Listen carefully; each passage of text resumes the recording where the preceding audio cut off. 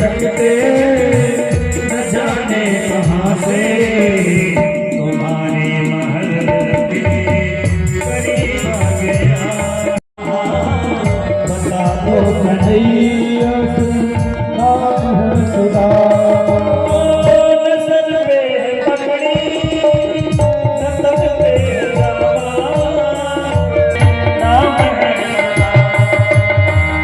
जैसे सुदामा जी द्वारपालों से कहा, परिचय पूछा भगवान का, तुरंत ही द्वारपालों ने देखकर सुदाम पाए पौर जन कहे पाए, अब कृपा करी कीन्ही विप्र कहाँ कीन्ही कौन है।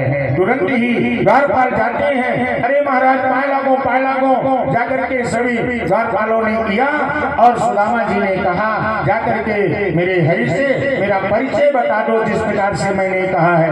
आकर द्वारपाल तुरंत ही भगवान के सामने खड़े होकर के और विनय करने लगते हैं, परिचय बताने लगते हैं। शीश पगा न जगान में प्रभु जान को आए बसे रामा, धोती फटी सिलटी दुपटी पाय पाना की नहीं सा गाय घरो तुझे तुरे रहे जल पूछन कुशल है।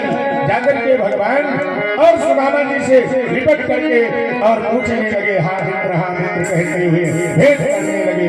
बोलिए कृष्णचंद्र भगवान की, मीनानाथ की, महाराज की।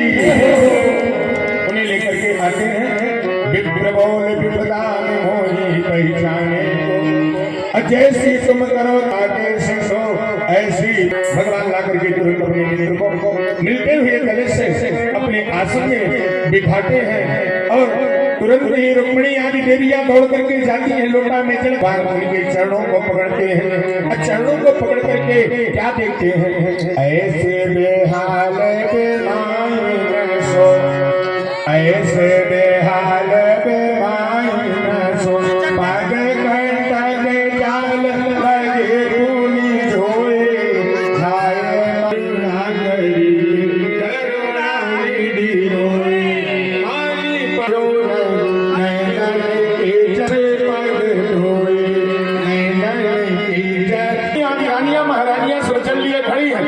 लेकिन भगवान ने मानो गंगा यमुना की धारा बहने लगी और अपने मित्र सुदामा के चरणों को ढो दिया। रानियां आई और चाप पोतरी कांख में रहे कहे तो, अरे आगे चना गुरु मात दिए लय तुम चाबी ढोलक नहीं सुधा, अपाचुलवानी अजोनत जी तुम रस भाविक तंडुल कीन्हे। जैसे ही भगवान ने तंडुल की बात को कहा, सुदामा जी कांख में बड़े जोर से दबाते हैं, उन्हें बड़ी लज्जा आती है। इतनी बड़ी सभा समाज में और फटा पुराना कुचैला गंदा कपड़ा जिसमें थोड़ा सा चावल बना, उसको देख करके सुदामा जी सोचते हैं इस नगरी में मैं ऐसे फटे कपड़े से कैसे तंदुल निकाल करके गोविंद को दे दूं। लेकिन गोविंद भी तो कम नहीं, तुरंत ही कांख से पोटरी को गोविंद ने खींच लिया और उस तंदुल को पानी, हाँ अब दीजिए सब चढ़ाइए सब लोग चलिए।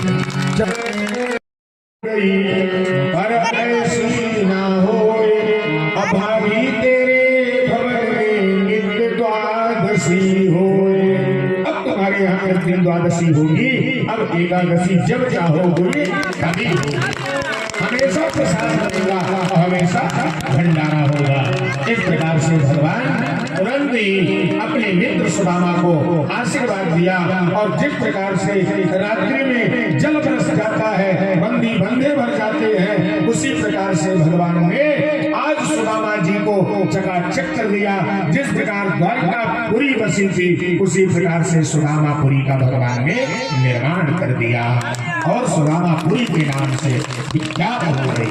तो कहते हैं भगवान का नाम दीनबंधु दीनानाथ है, लेकिन सुदामा जी का कष्ट क्यों हुआ? कारण क्या? जब गुरुआश्रम में पढ़ते थे तो गुरु माता ने चना दिया था। सुदामा और कृष्ण गए थे जंगल लकड़ी लेने, सुदामा जी को गुरु माता ने चना दिया। आज वो रानी महारानी की तरह सुशीला जी जो है दिखाई देती है और ब्राह्मण देवता का चौंध हो जाते हैं।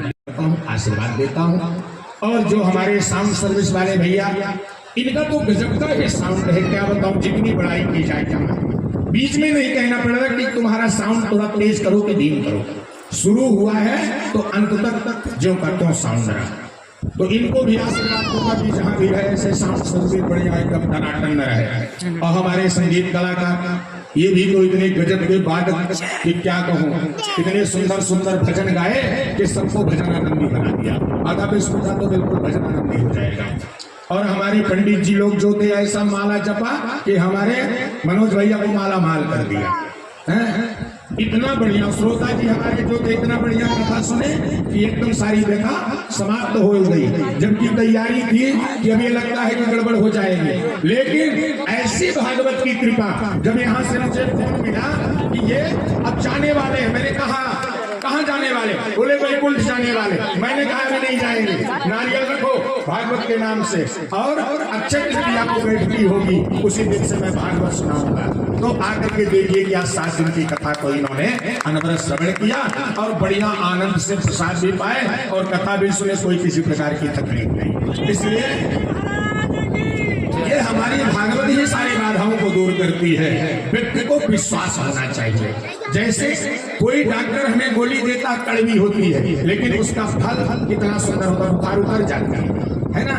गोली कड़वी लेकिन स्वस्थ शरीर हो जाता है। इसी प्रकार ये भगवान की जो कथा है सारी व्यथा को समाप्त कर देती है। आज हमारे शंकर जी सेठ जी सुंदर कथा को सुनकर इनका भाव था, प्रेम था कि मुझे भागवत सुनना है। तो भागवत इनकी जो है पूर्ण हुई।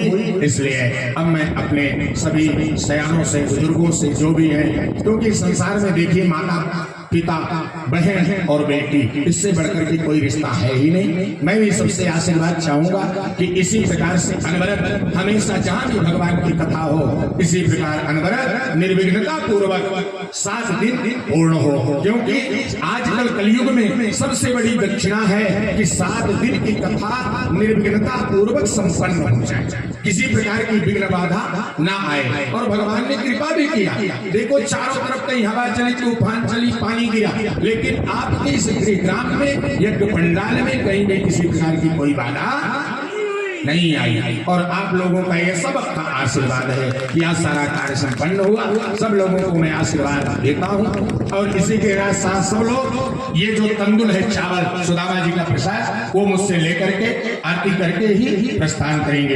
एक एक करके आएंगे, मैं सबको दूंगा प्रसाद, यहाँ भीड़ नहीं और जाएंगे आएंगे।